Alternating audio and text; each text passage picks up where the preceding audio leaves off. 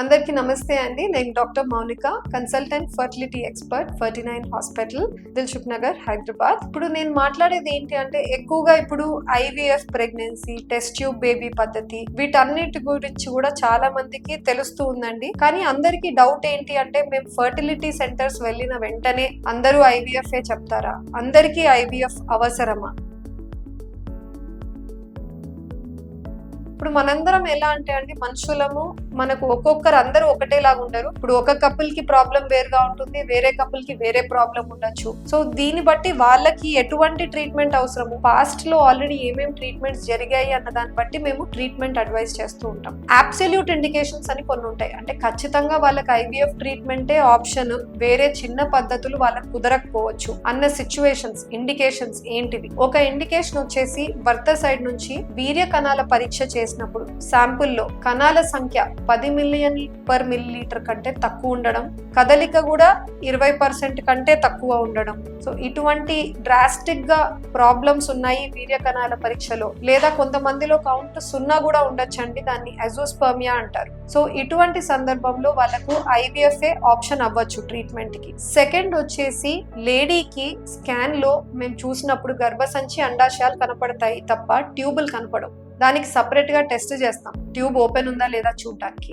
Few cases లో ఆ tubes రెండు వైపులా బ్లాక్ ఉంటాయి. సో అటువంటి కేసులో కూడా న్యాచురల్ ప్రెగ్నెన్సీ పాసిబిలిటీ ఉండదు కాబట్టి ఐవీఎఫ్ కి వెళ్లాల్సి వస్తుంది. థర్డ్ వచ్చేసి అండాశయాల్లో గుడ్ల సంఖ్య బాగా తగ్గిపోయాయి, ఏజ్ ఎక్కువ ఉంది లేడీకి, ఇంతవరకు ప్రెగ్నెన్సీ అన్నది కలగలేదు. లేట్ చేసే కొద్ది భయం ఏంటి అంటే ఆ గుడ్ల సంఖ్య, నంబర్, క్వాలిటీ రెండు కూడా ఇంకా కూడా తగ్గిపోతూ వెళ్తాయి. కాబట్టి అటువంటి కేసులో కూడా తప్పని పరిస్థితిలో ఐవీఎఫ్ లాంటి ఆప్షన్ అడ్వైస్ చేయడం జరుగుతుంది. అంతే తప్ప ఈ ఏజ్ దాటితే ఐవీఎఫ్, ఇలా ఉంటే ఐవీఎఫ్ అన్నది ఉండదండి. ఇప్పుడు ఫర్ ఎగ్జాంపుల్ ఒక కపుల్ కి మ్యారేజ్ అయ్యి 1 year అవుతుంది, age of the lady 35 years ఉంది. వాళ్ళకి ఏం చేస్తామంటే ముందు టాబ్లెట్లతో ట్రై చేయండి, అంతా బానే ఉన్నప్పుడు. కాని పరిస్థితిలో పెద్ద ట్రీట్మెంట్స్ కి మనం వెళ్ళొచ్చు అని చెప్తాం. బట్ ఇంకొక లేడీకి ఏజ్ 30 years ఉండి మ్యారేజ్ అయ్యి 10 years అయ్యి ఉంటుంది, టాబ్లెట్లతో చాలా సార్లు ప్రయత్నించుంటారు, అయ్యి ఉండదు. లేదా ఐయుఐ లాంటి పద్ధతి కూడా 2-3 సార్లు బయట ఆల్రెడీ చేసుకుని ఉంటారు, అప్పటికీ అవ్వలేదు.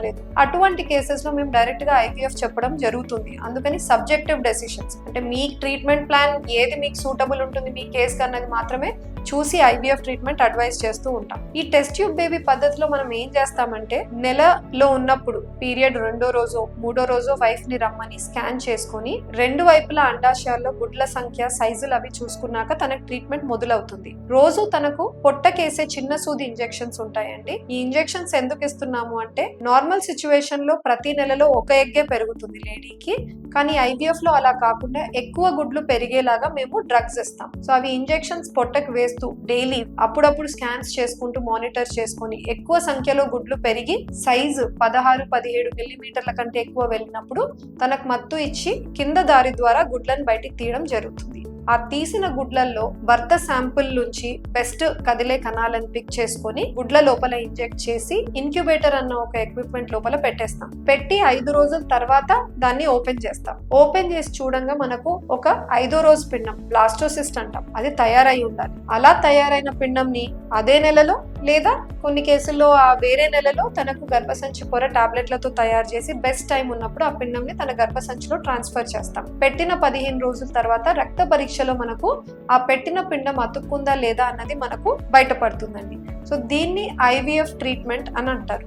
సో ఐవీఎఫ్ ట్రీట్మెంట్ లో మన సక్సెస్ రేట్స్ మచ్ హయ్యర్ ఉంటాయి చిన్న ట్రీట్మెంట్స్ తో పోలిస్తే. ఆల్మోస్ట్ 50-60% కూడా టచ్ అవుతూ ఉంటాయండి. ఎందుకు ఇంత డిఫరెన్స్ ఉంటుంది చిన్న ట్రీట్మెంట్ కి ఐవీఎఫ్ ట్రీట్మెంట్ కి అంటే, చిన్న ట్రీట్మెంట్స్ లో మనకు తెలియని విషయాలు ఎన్నో ఉంటాయి. ఒక గుడ్డు మనం స్కాన్ లో చూడలేము. సో విడుదలైన గుడ్డు ట్యూబ్ లోకి వెళ్ళిందో లేదో, కణాల సంఖ్య బాగున్నప్పటికీ గర్భసంచి ముఖద్వారంలో దగ్గర పడిన కణాలు ట్యూబ్ లో గుడ్డు వరకు చేరుకోగలుగుతున్నాయా లేదా, వెళ్ళిన తర్వాత లోపల కలయిక జరిగిందా లేదా, పిండం తయారైందా లేదా, ఇవన్నీ మనం చూడలేం. అదే ఐవీఎఫ్ లో పిండం తయారైనంత పొజిషన్ వరకు మీకు మన కళ్ళ ముందే పిక్చర్స్ తో సహా ఎవిడెన్స్ ఉంటుంది. కానీ ఆ తయారైన పిండం అంతా మంచిగా అయ్యి కూడా గర్భసంచిలో పెట్టిన తర్వాత ఒక 40 40-50% కేసుల్లో అతుక్కోకుండా ఫెయిల్యూర్ రావచ్చు. రీజన్, చూసే పిండం చూడ్డానికి ఎలా ఉంది మాత్రమే చెప్తాం తప్ప లోపల వాటిలో మిలియన్స్ ఆఫ్ జీన్స్ ఎవరు చూడలేరండి. సో ఆ జన్యు పరంగా ఏదైనా స్లైట్ అబ్నార్మాలిటీ ఉన్నా కూడా ఆ పిండంని యూట్రస్ యాక్సెప్ట్ చేయకపోవచ్చు. అప్పుడు ఫెయిల్యూర్స్ ఎదురవుతూ ఉంటాయి. ఫెయిల్యూర్ అయిన కేసెస్ లో మేము రీఅసెస్ చేసుకుంటాం. అంటే ఎలా చేసి మనం ముందు అడుగు వేయాలని చూసుకొని IVF ట్రీట్మెంట్ మళ్ళీ చేయడం, లేదా వాళ్ళకి ఇంకా ఎంబ్రియోస్ ఉన్నట్టయితే డైరెక్ట్ గా ట్రాన్స్ఫర్ కి వెళ్ళడం, ఇటువంటి ఆప్షన్స్ తీసుకోవాల్సి ఉంటుంది. Thank you.